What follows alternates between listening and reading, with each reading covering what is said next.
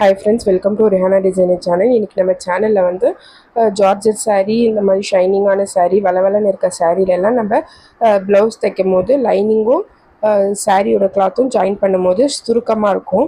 So அந்த மாதிரி சுருக்கமாக இல்லாமல் எப்படி வந்து ஸ்லீவ் வந்து பர்ஃபெக்டாக கட் பண்ணிவிட்டு லைனிங்கில் நம்ம சாரியோட கிளாத்தில் ஜாயின் பண்ணுறது அப்படின்றத இந்த வீடியோவில் கிளியராக காமிச்சிருக்கேன். இது வந்து பிகினர்ஸ்க்கான வீடியோ.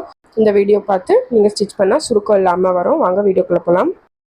நம்ம எந்த ஒரு லைனிங் ப்ளவுஸோ இல்லை சுடிதாரோ ஸ்டிச் பண்ணும்போது ஃபஸ்ட்டு நம்ம லைனிங்கை மார்க் பண்ணி கட் பண்ணிட்டோம் அப்படின்னா நம்மளுக்கு அந்த ஒரிஜினல் கிளாத்தோட ஜாயின் பண்ணும்போது சுருக்கம் வராமல் இருக்கும்.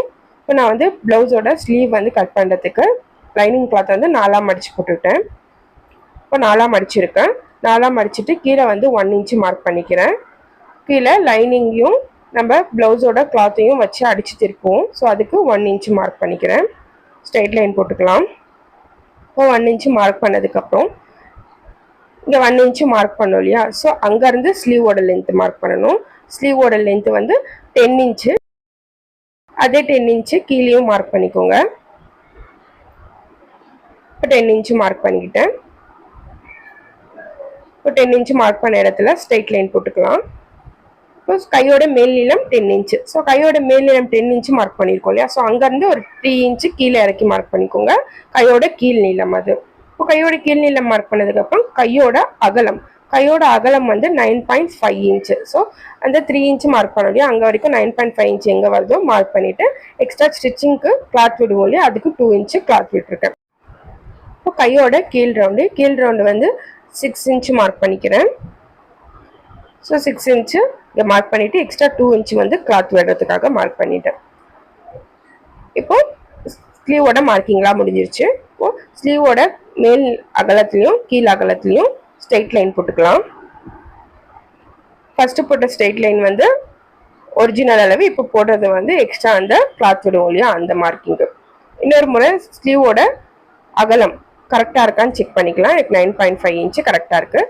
இப்போ வந்து மேலே ஃபஸ்ட்டு 2 இன்ச்சு மார்க் பண்ணிக்கலாம். 2 இன்ச்சு வரைக்கும் ஸ்ட்ரெயிட்டாக வரும். அதுக்கப்புறம் இந்த மாதிரி கர்வ் வந்து ட்ரா பண்ணணும். ஸோ இந்த மாதிரி ட்ரா பண்ணால் நம்ம ஸ்லீவ் வந்து கரெக்டாக உட்காரும் நம்ம கையில்.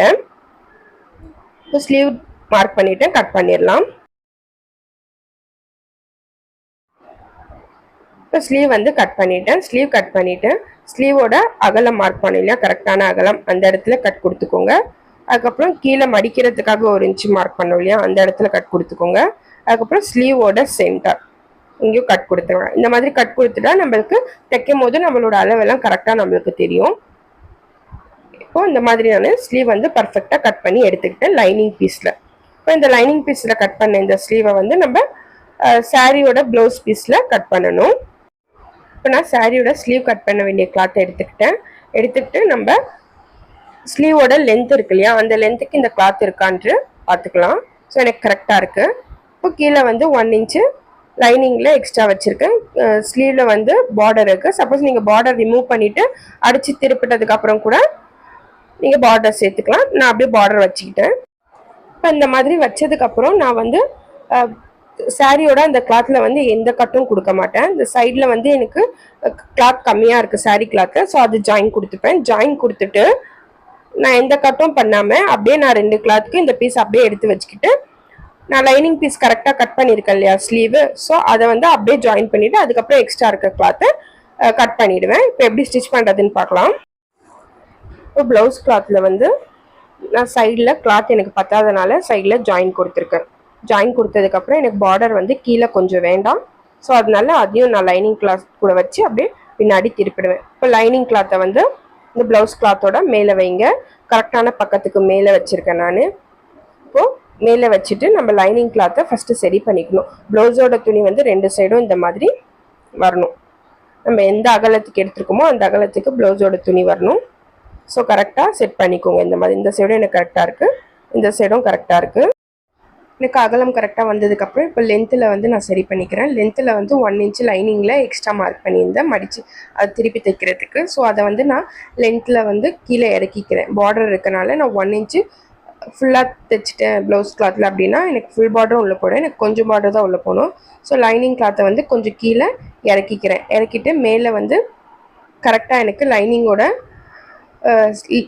லென்த்துக்கு இந்த ப்ளவுஸோட துணி வருதான்னு பார்த்துக்கிட்டு அதுக்கப்புறம் இந்த மாதிரி லைனிங் துணியை கீழே இறக்கி ப்ளவுஸ் துணி வந்து ஒரு 1/4 இன்ச்சுக்கு மட்டும் ஜாயின் இருக்கிற மாதிரி வச்சு ரெண்டுத்தையும் ஜாயின் பண்ணிக்கிறேன், ப்ளவுஸ் துணியையும் லைனிங் துணியையும்.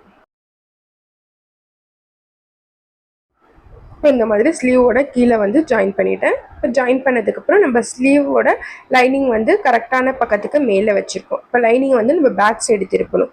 ஸோ இந்த மாதிரி லைனிங்கை பேக் சைடு திருப்பத்துக்கு ஃபஸ்ட்டு வந்து ஒரு படிமான தையல் லைனிங் கிளாத்துக்கு மேலே ஒரு படிமான தையல் போட்டுக்கிறேன். இந்த மாதிரி படிமான தையல் போடுறதுனால நம்மளுக்கு ஈஸியாக பேக் சைடு திரும்பிடும். லைனிங் துணி நம்மளுக்கு ஃப்ரண்ட்டில் தெரியாது, பேக் சைட்லேயே நம்மளுக்கு ஃபிக்ஸ் ஆகிடும். இப்போ இந்த மாதிரி படிமான தையல் போட்டதுக்கப்புறம் நான் இப்போ லைனிங் துணியை பேக் சைடு திருப்புறேன். எனக்கு அழகாக திரும்பிடுச்சு பேக் சைடு. பேக் சைடு திருப்புறதுக்கப்புறம் இப்போ மேலே இந்த அகலம் இருக்கு இல்லையா, ஸ்லீவோட அகலம், அந்த இடத்துல நம்ம ஜாயின் பண்ணணும். இப்போ ஜாயின் பண்ணும்போது திருப்பி ஒரு முறை சரி பண்ணிக்கோங்க. 2 சைடும் ப்ளவுஸ் துணி வர மாதிரி வச்சு சரி பண்ணிவிட்டு இந்த மாதிரி நல்லா துணியை வந்து கரெக்ட் பண்ணிக்கோங்க. கீழே வந்து எந்த துணியும் எக்ஸ்ட்ரா இல்லாமல் நம்ம கை வச்சு அப்படியே நீட்டாக சரி பண்ணி விட்டோம்னா நம்மளுக்கு கீழே எந்த துணியும் இருக்காது. நம்ம ஸ்டிச் பண்ணதுக்கப்புறம் கீழே வந்து சுருக்கம் இருக்காது. ரொம்பவும் நம்ம ப்ளவுஸ் துணியை வந்து இழுத்துடக்கூடாது, ரொம்ப இழுத்தாலும் சுருக்கம் விழுந்துடும். இந்த மாதிரி வச்சுட்டு நான் லைனிங் கிளாத்தையும் ப்ளவுஸ் கிளாத்தையும் ஜாயின் பண்ணிடுறேன் மேலே.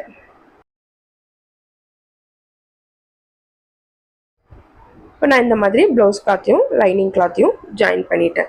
இப்போ இந்த மாதிரி ஜாயின் பண்ணுறதுனால நம்மளுக்கு எக்ஸ்ட்ரா கிளாத்ஸ் எல்லாம் இருக்கும். அதுக்கப்புறம் கீழே வந்து நம்மளுக்கு பார்டரும் பாருங்கள், இந்த அளவுக்கு நான் பார்டர் வச்சுருக்கேன். மீதி இருக்க பார்டர்லாம் கீழே போயிடுச்சு. இப்போ நம்மளுக்கு எக்ஸ்ட்ரா இருக்க அந்த கிளாத்தெல்லாம் நான் கட் பண்ணணும். இந்த சைடில் கிளாத் இருக்குது, அதுக்கப்புறம் மேலே அந்த இடத்துலலாம் கிளாத்ஸ் இருக்குது, ப்ளவுஸோட கிளாத் எக்ஸ்ட்ரா இருக்குது.